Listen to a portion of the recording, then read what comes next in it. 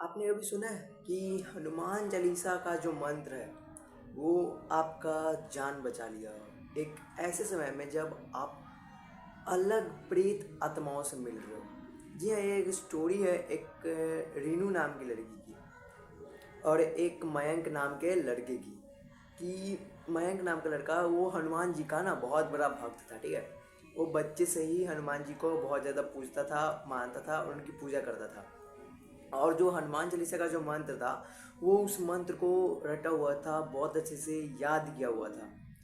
तो क्या होता है, जब धीरे धीरे वो बड़ा होता है और जैसे जैसे वो अपने काम धंधे में जाता है तो उसे ना काम धंधा में नहीं बन पाता है, वो उस टाइप के ऊपर ग्रोथ नहीं कर पाता है। तो वो क्या है ना, भगवान पर से भरोसा अपना हटा देता है और पूजा पाठ नहीं करता है, छोड़ छाड़ देता है, सब कुछ हटा देता है, कुछ नहीं करता, भगवान को पूजा वूजा नहीं करता है।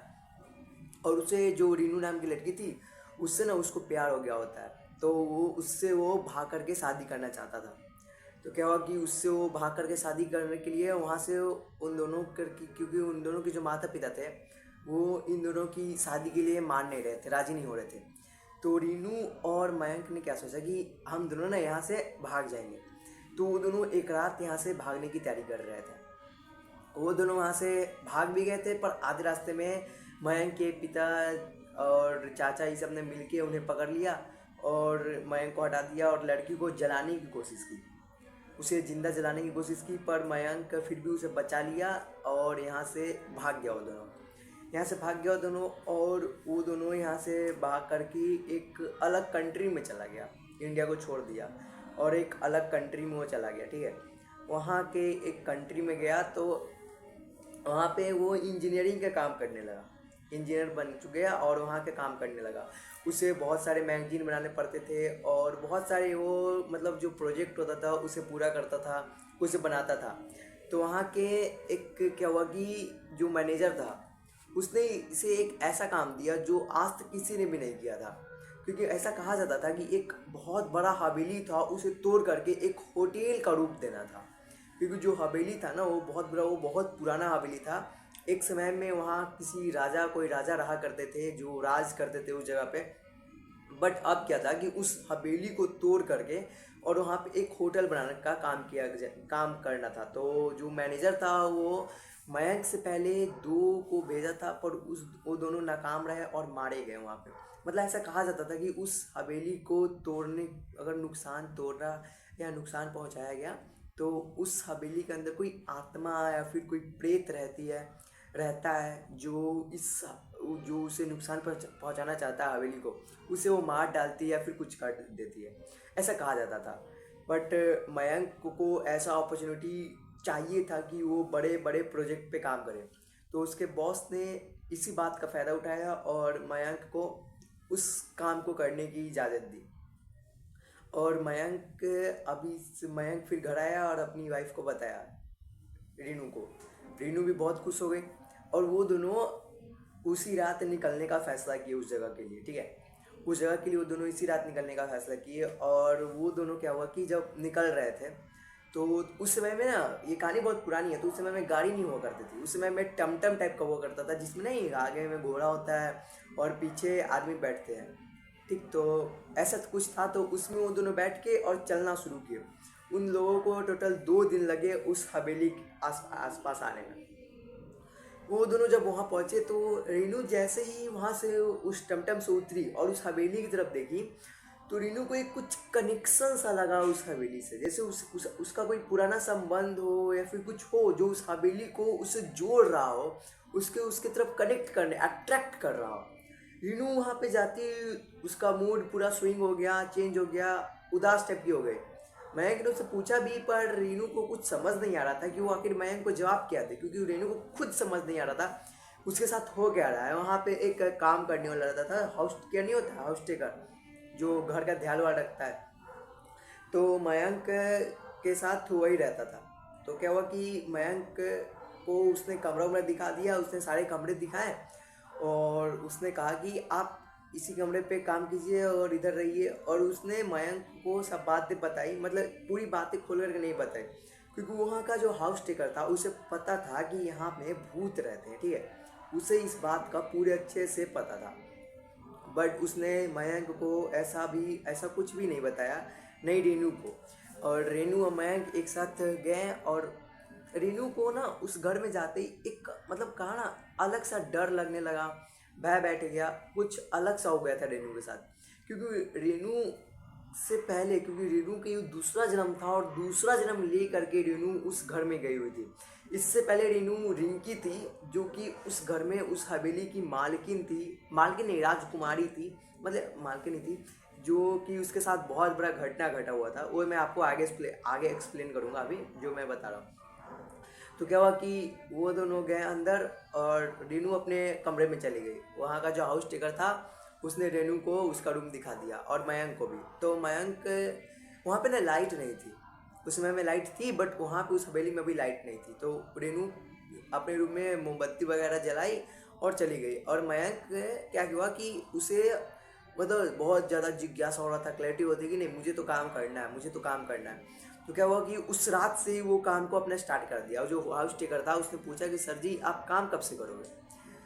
तो मयंक बोला कि आज से ही, अभी से हम शुरू कर देते हैं काम, इसमें क्या है। तो क्या हुआ कि वो जो मयंक था उस रात से उसने काम करना शुरू किया। वो काम कर ही रहा था, कुछ कुछ वो अपना पेपर पे, चार्ट पेपर पे कुछ बना ही रहा था ना, कुछ बना ही रहा था कि अचानक से उसे लगा जैसे रेनू चिल्लाई। मतलब उसे ऐसा लगा जैसे रेनू चिल्ला रही हो। तो वो दौड़ के गया, दौड़ के निकला यहाँ से, तो सब कुछ ठीक था। रेनू अपने कमरे में सो रही होती है, सब कुछ बढ़िया चल रहा होता है, हाउस टेकर भी नहीं होता है, मयंक अकेला होता है।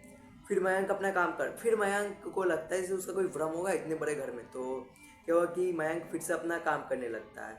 मयंक अपना काम कर ही रहा होता है, कर ही रहा होता है कि उसे फिर से जैसे लगता है कि अब वो कुछ हो रहा है उसके साथ। और वहाँ जो टेबल पे जो पानी का गिलास रखा होता है ना, वो पानी का गिलास अपने आप गिर जाता है, गिर जाता है पानी का गिलास पूरा अपने आप। अब जो मयंक का पूरा हालत खराब हो चुका होता है कि इतनी रात में आखिर ऐसा हो कैसे रहा है।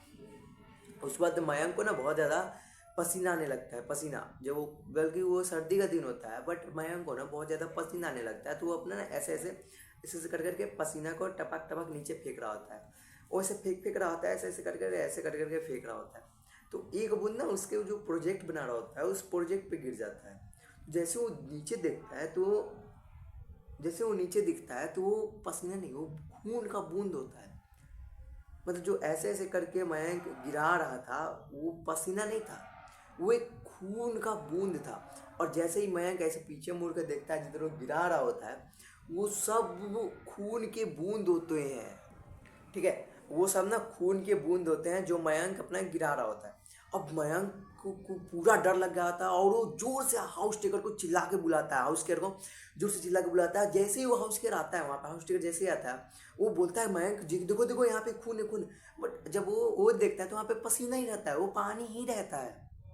बट मयंक को लगता है जैसे वहाँ पे खून है। अब मयंक को पूरा हालत खराब हो चुका होता है, पूरा उसे डर लगने लगा होता है। मयंक, वो हाउस टेकर बोलता है सर जी आप अभी सो जाइए, आप थके हुए हैं, आप कल से काम कीजिएगा।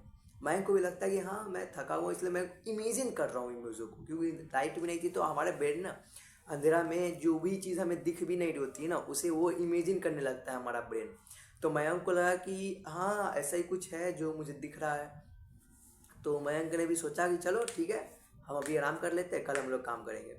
तो क्या हुआ कि कल सुबह होता है, मयंक को अपने जो वहाँ को जो प्रोजेक्ट उसे मिलता है वहाँ के मैनेजर से मयंक को मिलने जाना होता है। तो रेनू को बोलता है कि मैं थोड़ा जा रहा हूँ, मुझे आने में शाम भी हो जाएंगे, तो तुम अपना खाना अपना खा करके अपना सब कुछ कर लेना।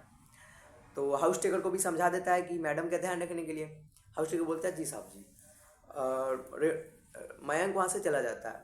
अब जो वो होती है ना क्या रेनू, उसे उस घर में बहुत ज़्यादा डर लग रहा होता है। और वो उस घर की एक एक पत्थर, एक एक ईंटा जैसे रेनू को लगता है जैसे उसे वो बुला रहा हो अपनी तरफ, अट्रैक्ट कर रहा हो, उसे अपनी तरफ खींच रहा हो। रेनू पूरा दिन उसी में रहती है। तो उसे एक गेट दिखता है जो कि उस हवेली का सबसे पुराना गेट है, जिसका चाबी भी खो चुका होता है, जिसका कोई लॉक वॉक नहीं रहता है, वो खुलता तक नहीं है, ठीक है। ऐसा ही कुछ उसे दिखता है। तो क्या हुआ था कि रेनू उस गेट के पास जैसे जाती है और जैसे अपना से हाथ ऐसे गेट में सटाती है, वो गेट खुल जाता है। और गेट खुल जाता है, रेनू जैसे रूम में जाती है तो वहाँ पे रेनू का रेनू का खुद का बड़ा बड़ा पोस्टर लगा होता है, ठीक है, रेनू का, वो रेनू का ही पोस्टर होता है, वहाँ पे बड़े बड़े पोस्टर लगे होते हैं, वो अति हारमोनियम रखा होता है और रेनू की पसंदीदा किताबें किताबें सब कुछ रखी होती है। बट रेनू अपने अपने खुद के फ़ोटो को वो पहचान जाती है। वो गिटार देख के नहीं कुछ समझ पाती है, अपना बुक देख के नहीं, पर वो फ़ोटो से समझ जाती है कि ये तो मैं ही हूँ। और उसे वो बहुत ज़्यादा डर जाती है और गिटार जो हारमोनियम था उसे बजाना तक नहीं आता था।